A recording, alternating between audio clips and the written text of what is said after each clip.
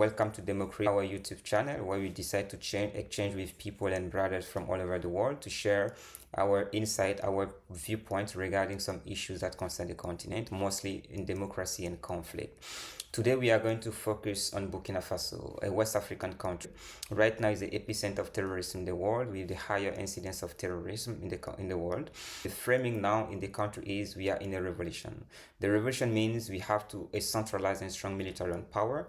We need to focus on freeing the country from terrorism, and we also have to be free from imperialism, meaning that the Western domination in the country, mainly France. This is a basic idea. And now we have young people rallying around the president, supporting the idea of restricting freedom of speech, canceling democracy in the country. I'll try to give you some key for you to better understand what's going on in my country right now. First key, 2014, the insurgency, the change, right? In 2014, for those who didn't know that, the country went through one of the biggest social movements that also the former president Blaise Compaoré, who was a former friend of Thomas Sankara, who took power in 1983, and then Thomas Sankara was killed in 1987, and he ran the country up to 2014. So he was running the country with a strong hand, and it was a dictatorship. And then Young tried to organize themselves, including me, with friends. We created one of the biggest civil society movements called the S1E2, so the civic broom, where we tried to channel all this frustration to fight for freedom, independence, and change the president in 2014. What happened there? The first thing is, after we changed the president in 2014, starting 2015, we had a kind of inflation of civic society movement, a race for capturing the state resources with different kind of alliances being done in that. So we can see young people creating new civic society movement, becoming very rich, running cars, while the majority of people remain poor and broke. I've met a lot of them who explain their frustration. That was really frustrated to feel like the revolution was stolen by people who really don't believe in what happened. The second thing that was, I think, the most important thing is in January 2024, like a few months before October 2014, when we changed president, many of these friends who were part of the same political party left Blaise Compaoré, and they created a new political party. And with this party, they rallied the opposition, joined the social movement, and fought against their own friends. And doing so, they were able to change, right? So the change happened in October 2014. 2015 was election time, and they went, and they became president in 2015. So people felt betrayed. This situation makes people to be very upset about democracy, as its rules allows former criminals, as they say, to run again for presidency and become president and run the country. So this frustration makes people to really not like democracy the way it is. This is a very important point to understand why people don't really like democracy, because democracy makes them feel frustrated in the turning point of 2014. This is something very important that you need to keep in mind. Second point is democracy as the way it's framed. People in Burkina Faso are naturally free. Freedom, fighting against colonialism for years and generation. Even the memory of Thomas Sankara is still very strong in the minds of people in Burkina Faso. Now, when the young president took power, the first thing was to frame democracy, and that's what democracy is framed about in the world. You just bring to people, like, if you really want to be free from France, we have to be free from everything that's recalled imperialism and neocolonialism. And democracy is part of it. The problem with democracy right now is the way it's been framed by the West. The Western frame democracy as a Western value and principle that they have to impose to the rest of the world. And they brought democracy to Africa with this idea that, okay, look, you have to be democratized. If you're not democratized, we are not going to support you. So the aid conditioning democratization makes Africa to see it as a way of using our vulnerabilities to impose something which is not Africans. So automatically, when people really want to be free from democracy, from imperialism and neocolonialism, naturally they feel the need to reject democracy.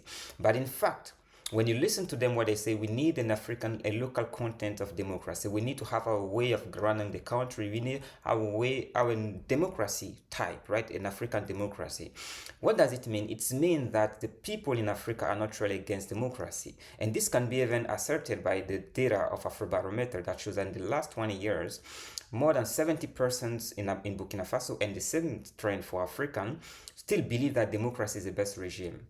You know, this means that people still believe that democracy is still a good regime, but the problem is that they are disenchanted with democracy the way it is. Another important point that we need to see right? The third key is the issue of conflict, right? A lot of studies show that people are facing traumatic life events, they are more likely to rally around a strong man. We've seen it with COVID-19. When COVID-19 happened, a lot of studies showed and they found that people were willing to support non-democratic policies like restricting freedom of liberties for more safety. Even with terrorism in the world in Western, we can see that terrorism created a kind of deconsolidation of democracy, even in established democracy. What does it mean? It means the democratic response sometimes to conflict and terrorism to some non-democratic means.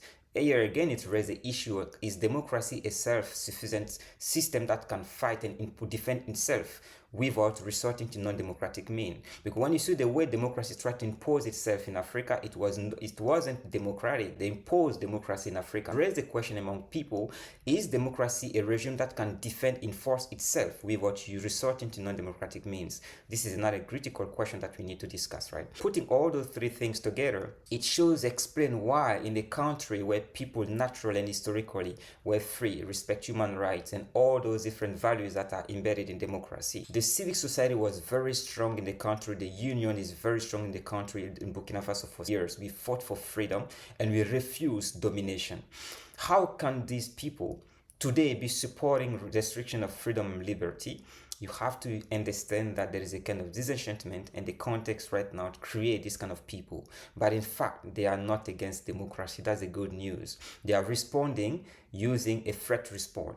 When individuals respond to stress, when anxiety and fear drive individual political response, they are more likely to seek for a strong man to secure them. And this is because we as humans, we've been conditioned to rally around a strong man when we feel unsafe in our neighborhood, in our environment. And this is the case of Burkina Faso right now, where the country is going through a lot, and then terrorism is really a big issue in the country right now, with a lot of people being killed almost every day. This is important, but it's not the end of the story, because also the political psychologists and theory said people also can respond with growth. Responding with growth means that people are not really responding, the political decision is not driven by fear and anxiety. They had enough time through their social network and all those different coping mechanisms to become extremely resilient. They understand that they are in a new normalcy.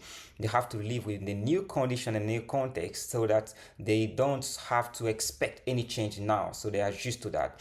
Once they are used to that, they have to realize that they've been trading their freedom for security, and this security is not really coming. So meaning that it doesn't make sense for them to be trading this security freedom for security which is not coming. Combating terrorists in this context is critical, is very important. And if you don't want to face a difficult situation where people, when they will be more resilient to the situation, to accept the new normalcy of terrorism in the context, they might request more democracy, more freedom, and they won't be willing to trade all those human rights for more security. And this consequence of it is going to be another coup, and this won't be really good for this poor country struggling to be stable, develop the country for the good of the people.